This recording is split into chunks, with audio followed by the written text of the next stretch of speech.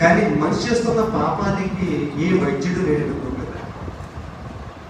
ప్రతి ఒక్కరూ కూడా పాపము చేతను అపరాధము చేతను ఉన్న మనుషులే. దానికి మోక్షం పొందడానికి ప్రతి వ్యక్తి అన్వేషణ చేస్తూ చాలా యాత్రలు చేస్తూ ఉంటారు. అయితే మనిషి యొక్క మరి ఈ పాపానికి మందేంటి? రాగానికి మందుంది, కానీ మనిషి చేసుకున్న పాపానికి మందేంటంటే యేసు రక్తమే.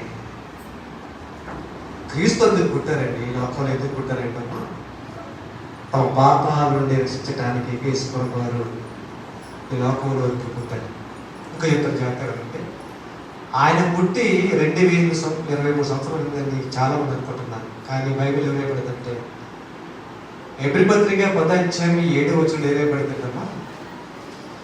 ఆయన ఈ లోకమందు ప్రవేశించినప్పుడు రాయబడింది.